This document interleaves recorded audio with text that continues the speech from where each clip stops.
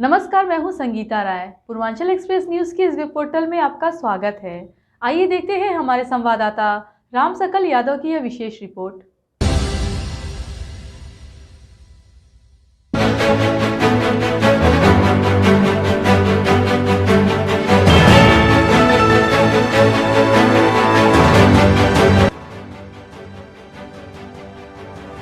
आजमगढ़ जिले में दलित ग्राम प्रधान की हत्या में परिजनों को प्रशासन की तरफ से मिलने में हो रही देरी को लेकर भीम आर्मी के प्रमुख चंद्रशेखर आजाद उर्फ रावण आजमगढ़ जिले में जिलाधिकारी से मिलने के लिए पहुंचे। इस दौरान जिलाधिकारी कार्यालय पर उनकी पुलिस कर्मियों के साथ झड़प हुई। जिलाधिकारी से मिलने के बाद बाहर निकले चंद्रशेखर उर्फ रावण ने प्रदेश सरकार पर हमला बोला। उन्होंने कहा कि प्रदेश के साथ आजमगढ़ जिले में भी कानून व्यवस्था खराब है। कानून व्यवस्था को सही करने के लिए सरकार विरोधियों को ठिकाने लगाने का काम कर रही है। उन्होंने कहा कि वर्ष 2022 से पहले भीम आर्मी संघर्षशील लोगों को पंचायत चुनाव में मैदान में उतारेगी। दोपहर में भीम आर्मी के प्रमुख चंद्रशेखर उर्फ रावण जिलाधिकारी से मिलने के लिए उनके कार्यालय पहुंचे। उससे पहले कार्यालय पर बड़ी संख्या में उनके कार्यकर्ता भी मौजूद थे। जिलाधिकारी कार्यालय पर तैनात एसआई ने मास्क लगे होने की वजह से चंद्रशेखर उर्फ रावण को पहचान नहीं सका, जिसके बाद पुलिस और चंद्रशेखर व कार्यकर्ताओं में झड़प हुई। जानकारी के बाद चंद्रशेखर को जिलाधिकारी कार्यालय में प्रवेश मिला, जहां उन्होंने जिलाधिकारी से तरवा थाना क्षेत्र के बास गांव में ग्राम प्रधान की हत्या के बाद अब तक प्रशासन द्वारा मदद नहीं मिलने व कानून व्यवस्था को लेकर जिलाधिकारी से बात की। कार्यालय से बाहर निकलने के बाद भीम आर्मी के प्रमुख चंद्रशेखर उर्फ रावण ने कहा कि उन्होंने जिलाधिकारी से बास गांव के ग्राम प्रधान सत्यमेव जयते की हत्या समेत जिले के 30-40 घटनाओं को जिलाधिकारी के सामने रखा है। साथ उन्होंने डीएम से सवाल किया कि अगर आप यहाँ व्यवस्थित तरीके से काम कर रहे हैं तो फिर इन घटनाओं का काम क्यों नहीं हो रहा है। उन्होंने कहा कि प्रदेश में कानून व्यवस्था सही नहीं है, बल्कि कानून व्यवस्था को सही करने के लिए सरकार विरोधियों को ठिकाने लगाने का काम कर रही है। और आजमगढ़ में कानून व्यवस्था का बुरा हाल है। पिछले 1 महीने में रात में आया था, मैंने चेक किया तो 40 से ज़्यादा घटनाएं हुई जिस पर कोई सकारात्मक कार्रवाई नहीं हुई। पिछली बार मैं आया था बांसगांव प्रखंड में, जहां प्रधान सत्यमेव जयते की हत्या हुई थी, लेकिन मुझे अतरौली बॉर्डर पर रोक दिया गया था उस टोल टैक्स पे, और मुझसे कहा गया कि हम वहाँ न्यायोचित कार्रवाई करेंगे। आशा और उम्मीद थी कि न्यायोचित कार्रवाई होगी, लेकिन पीड़ित परिवार की जो मांगे जिलाधिकारी द्वारा स्वीकृत की गई थी कि हम करेंगे, उसमें कोई सकारात्मक कदम नहीं उठाया। तो मैं भी मिल के आया हूँ जिलाधिकारी से और उनसे पूछ के आया हूँ कि वो इस चेयर पे हैं तो क्या जनता का कार्य नहीं होगा क्या।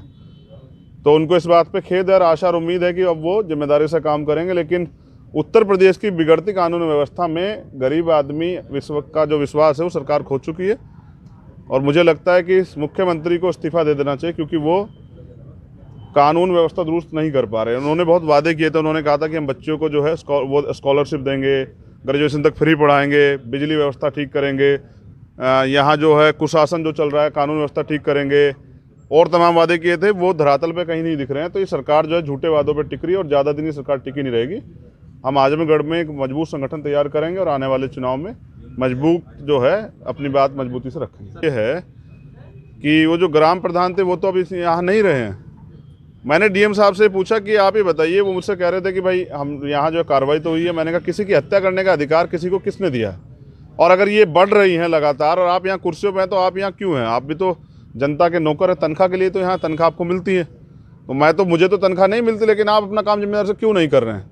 तो पीड़ित परिवार की मांग थी कि उन बच्चों की पढ़ाई कैसे होगी जिनके फादर चले गए, और उनका जीवन कैसे यापन होगा जिनके फादर अब इस दुनिया में नहीं रहे। उनकी प्रधानी तो चली गई, लेकिन जो सम्मान भी था दलित समाज का वो भी गया। उस सम्मान को आप कैसे लौटाएंगे। आज भी पीड़ित परिवार डरा हुआ है, कोई सुरक्षा व्यवस्था वहाँ नहीं है।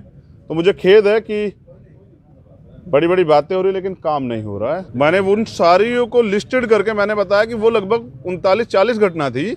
मैंने वो डीएम साहब के सामने रखी है कि भाई ये बताइए कि अगर आप यहाँ व्यवस्थित तरीके से काम कर रहे हैं तो ये इन घटनाओं पे काम क्यों नहीं हो रहा है, और अगर काम नहीं हो रहा है तो आप ये बताइए कि आप यहाँ क्यों हैं। कैसे अधिकारी हैं जो आपके नेतृत्व में जो है यहाँ अच्छा काम नहीं हो रहा है।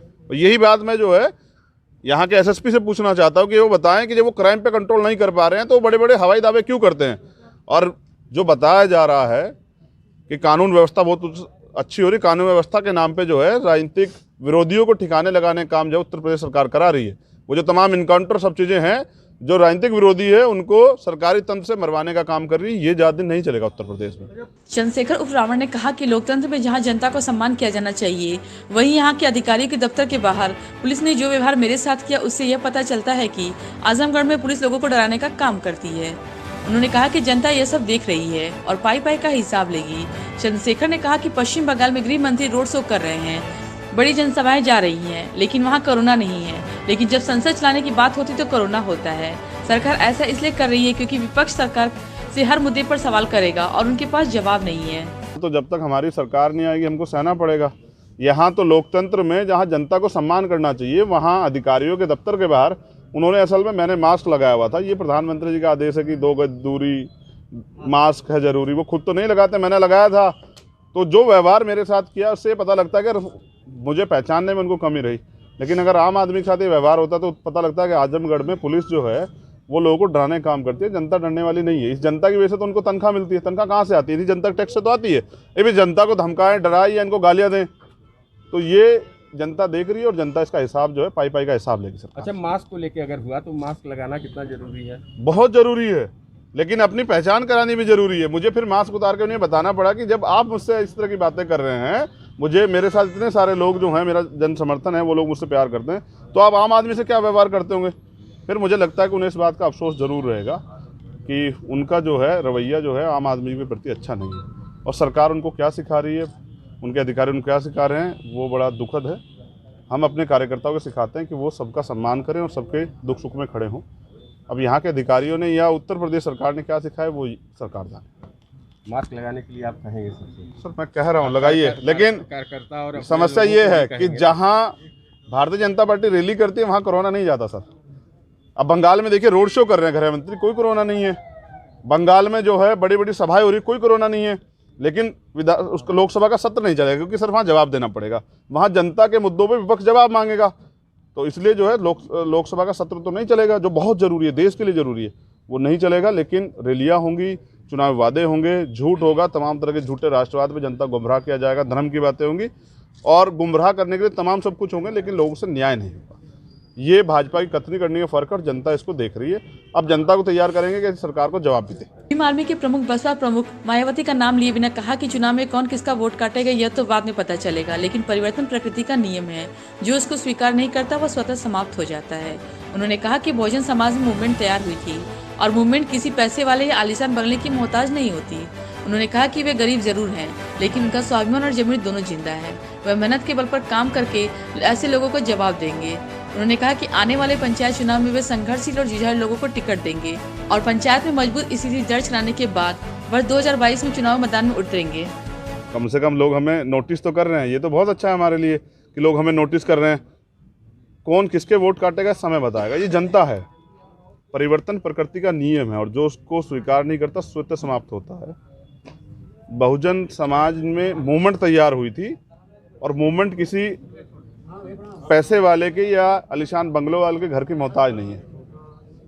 मैं गरीब जरूर हूँ, लेकिन मेरा जमीर और स्वाभिमान दोनों जिंदा है और वो बिकाऊ नहीं है। मैं मेहनत करूँगा और अपनी मेहनत से ऐसे लोगों को जवाब दूंगा, काम से जवाब दूंगा। जनता वोट से जवाब देगी और मैं काम से जवाब दूंगा। 2022 में किसी से आपका अलायंस? सर 2022 बहुत दूर है। पहले पंचायत चुनाव में अच्छी तैयारी करके संघर्षी लोगों को लड़ा के अपने जन समर्थन को जनता के सामने रखेंगे और अपनी नीतियों को जनता के सामने रखेंगे, जिससे जनता को पता लगे कि हम चाहते क्या हैं। अब तक तो हमारे बारे में तमाम तरह के झूठ फैलाए गए हैं। अब हम लोकतांत्रिक प्रक्रिया में आके अपनी बात को रखना चाहते हैं। अब अपनी बात को रखेंगे और अपनी नीतियों को पहुंचाएंगे। और मैं ये विश्वास दिलाता हूं, आज आपके माध्यम से बात कह रहा हूं कि जब उत्तर प्रदेश में आज़ाद समाज पार्टी सरकार आएगी तो किसी गरीब को जो दैनिक समस्याएं हैं, क्या समस्या है, रोटी, बिजली, पानी, एजुकेशन, इलाज, इनके लिए अब अपनी जेब नहीं काटनी पड़ेगी। इनकी व्यवस्था सरकार करके देगी। वो अपने जो है और खर्चे अपनी ज़िंदगी को जीने काम करेंगे, क्योंकि संविधान में सबको बराबरी का अधिकार है। लेकिन आदमी जो कमाता है वो इसी में खर्च कर देता है, तो वो जी नहीं पाता। सब लोग यहाँ तो जी नहीं रहे हैं और किस तरह सर्वाइव कर रहे हैं। 10% पूंजी पे 90% पूंजी पे 10% लोग कब्जा है और 10% पूंजी से 90% लोग जानवरों की तरह अपना जीवन जी रहे हैं। ये नहीं होना चाहिए। सबको मौका मिलेगा, इसके लिए हम तैयार हैं।